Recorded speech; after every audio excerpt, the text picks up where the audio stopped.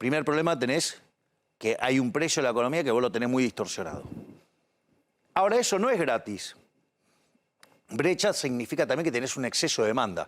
Es decir, al tipo de cambio oficial todos querríamos comprar y nadie querría vender. Eso significa que ese exceso de demanda implica en el resto de la economía un exceso de oferta. Entonces, por ejemplo, ¿qué implica en el mercado de bonos que tengas exceso de oferta? Que el precio de los bonos cae. Eso significa que la tasa de interés es enorme. El riesgo país en Argentina en promedio es 2.500, un poco más, pero la punta corta, es decir, los bonos que son más cercanos en el vencimiento, que son los que se usan para esta intermediación, está arriba del 5.000%. Es decir, muchos de ustedes son muy jóvenes, pero probablemente Carlos se acuerde, en el 2001, cuando veíamos el riesgo país en 1.000, decía, esto explota. Sí. Bueno, está en 5.000. Con lo cual, eso es un tema muy grave. Sí, también ahora, en algún momento decían, y creo que lo hemos charlado con vos, que la economía no soportaba más de un semestre con una brecha del 60. Yo no hago ese tipo de análisis, pero al margen de eso, para mí cualquier brecha... Toma un poquito de agua. Para mí cualquier tipo de brecha es inmoral. O sea, no hay brecha aceptable de ninguna manera porque es un cercenamiento a la libertad. Pero no importa. Esas altas tasas de interés que te derivan del mercado de bonos hace que tengas desintermediación en el mercado de bienes. El ahorro se te fuge y se te derrumba la inversión. Eso te penaliza el nivel de actividad económica. Hoy el PBI argentino está en los niveles de hace 12 años. Quiere decir que en términos per cápita estamos 13% abajo. La economía después del rebote ya hace casi 6 meses que se viene desacelerando. Estamos en esta inflación. Estamos casi al borde de marcar una recesión.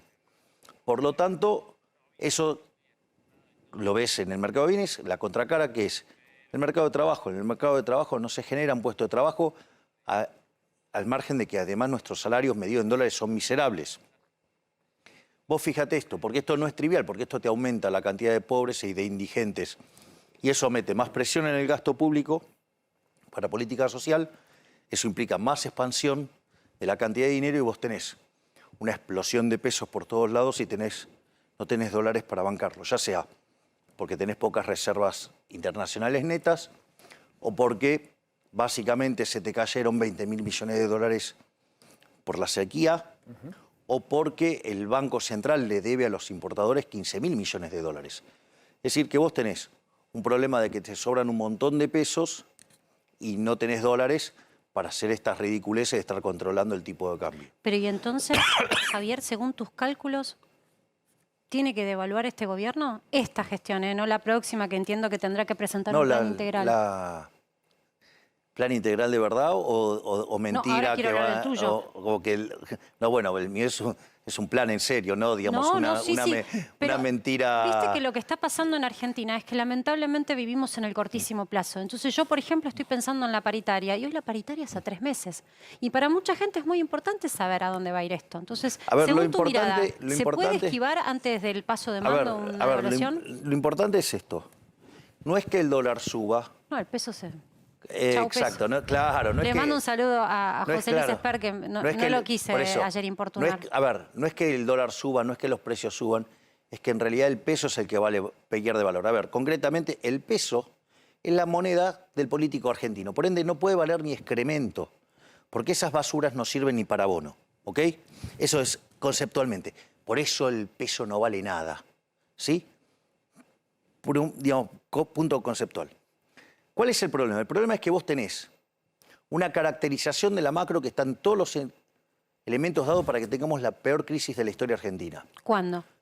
Bueno, el problema es, el tiempo es del creador, no es nuestro. Si no, digamos, si lo supiera tampoco te lo diría, porque estaría haciendo guita contra eso, lo estaría arbitrando. No, pero vos sentís que la crisis argentina no la esquiva. El próximo gobierno va a tener que gestionar con una crisis. Tarde o temprano la crisis la vas a tener.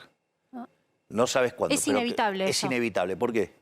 Vos hoy tenés Bueno, hay que hacer otra cosa que no están dispuestos a hacer ni de un lado ni del otro. Lo único que está dispuesto a hacer eso soy yo, pero eso es otro problema. Vos hoy tenés indicadores sociales que son peores que los que tenías en el 2001. Vos tenés un desequilibrio monetario que es peor que el que teníamos en la previa del Rodrigazo. El Rodrigazo fue en el 75, donde el Rodrigazo implicó multiplicar por 6 la tasa de inflación, es como que hoy la lleves a 600%, y por otra parte multiplicar por 5 la cantidad de pobres.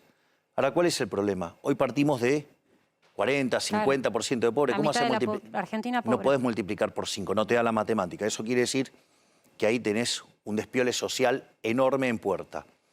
Y el otro problema, que también es muy grave, es que la relación de los pasivos remunerados del Banco Central, LELIQs, contra la base monetaria, hoy están en niveles similares a los que vos tenías a inicios de 1989, es decir, previo a la hiperinflación de Alfonsín.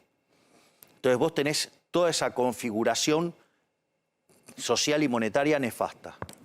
Cuando miro la situación fiscal, el Rodrigazo estalló con 14 puntos el PBI de déficit, la tablita cambiaria en el 81,11, la hiperinflación de Alfonsín con 8, la convertibilidad con 7.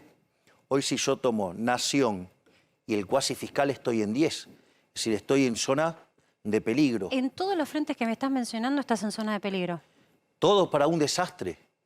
Y no solo eso, si adherís a mi hipótesis, o sea, digo, hay algunos que creen en la inflación multicausal, pero después no pueden demostrar que hay inflación en trueque, o creen que lo hacen. Dijo el Fondo Monetario ahora, ¿viste? Lo del Fondo Monetario yo lo pondría en relativo, porque el Fondo Monetario escribe los documentos.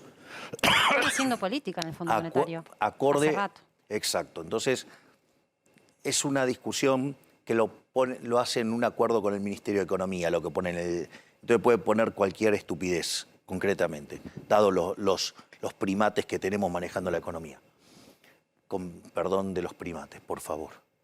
Entonces, la inflación es siempre y en todo lugar un fenómeno monetario que se produce por un exceso de oferta de dinero, ya sea o porque emitís, o porque cae la demanda de dinero, o porque a su vez pasan las dos cosas a la vez. Eso hace que el poder adquisitivo de la moneda caiga y todos los precios expresados en esa unidad suben, o sea, el dólar, el que vos quieras, suben todos. Ahora bien, eso no ocurre de manera instantánea, tiene un rezago de 24 meses. ¿24? Meses, sí. Entonces, por ejemplo, este gobierno emitió 16 puntos del PBI, el equivalente Pandemia. a 3 bases monetarias. Sí, el año pasado también emitió. Sí. Desde la pandemia hasta acá, emisión. Bueno, digo, tarde o temprano la vas a pagar. Pero lo que estoy haciendo el cómputo en mi cabeza es que lo vas a pagar también después de que entreguen el mando. Sí, y claro. Tengo que llegar a 24 meses. Claro, sigue corriendo, claro, obvio. Sigue corriendo la rueda esa. Entonces vos tenés un problema con la emisión pasada. Vos tenés un problema con la emisión presente, porque vos tenés déficit fiscal y lo financiás con emisión monetaria. Tenés el problema de la deuda en pesos, lo financiás con emisión monetaria. Ya reventaste el balance de los bancos. Los bancos tienen entre cerca de un 80% de sus carteras colocadas o en LELIQs, Banco Central, o en títulos públicos en pesos, o sea, con lo cual también tenés un problema enorme en el sistema financiero. Y tenés un problema futuro, porque las LELIQs son en el fondo de emisión monetaria futura. Por lo tanto... Es deuda. Si no se paga, ¿qué haces? Sí. No solo que es deuda, pero a lo que voy es que se paga, si la querés pagar, la pagás con emisión. Entonces, ¿cuál es el problema? El problema es que vos tenés una bola de nieve gigante de pesos creciendo cada vez más. Mira, fíjate esto. Hoy tenemos los niveles de pasivos monetarios remunerados, LELIQ, contra la base que tenías en la previa de la hiper. Pero eso está pagando una tasa de arriba del 120 y pico % ahora. Quiere decir que vos en un año más que lo duplicás, con lo cual te vas a niveles, es todo explosión. Te hago una pregunta. Es decir, no es que no sube por casualidad el dólar. Técnico. Sube porque Javier, estás al borde de una explosión. Alguien te está viendo del otro lado y lo vivió aparte. Mucha gente la vivió, la hiperinflación. Sin ir a lo técnico, ¿por qué no estamos en una hiperinflación? Yo creo que no estamos estrictamente en una hiper porque el cepo y el curso forzoso te obligan a tener pesos que no querrías tener en condiciones normales. Pero todos los elementos de la hiper están. Vos vas a comprar a un lugar y no te quieren vender. O sea, recién antes de entrar hablábamos con Liliana, ¿no? Y qué era lo que contaba. Básicamente, vas a un negocio y que te venden los lácteos, las cosas que vencen. Las otras cosas no te la venden. O le venden a alguien que sea un cliente muy fiel de mucho tiempo. Pero el problema es que no saben si venden a este precio, a qué precio recomponen. Entonces, ¿qué pasa? Vos tenés tanta distorsión en el sistema de precios. De vuelta, yo cuando arranqué dije, mira, el sistema de precios es un mecanismo de transmisión de información, coordinación y ajustes. La inflación es al sistema de precios lo que el ruido a una comunicación. Nosotros ahora estamos hablando. Digamos, vos tenés todas las condiciones técnicas para entenderme. Yo creo que soy un buen divulgador, pero supongamos que ahora hay ruido acá. Entonces yo explico y vos del otro lado no me entendés nada. El problema no sos vos. El problema tampoco soy yo. El problema que es el ruido. ¿Y ese ruido quién lo genera? El Banco Central emitiendo dinero. El gobierno. ¿Y emite para qué? Para financiar al gobierno.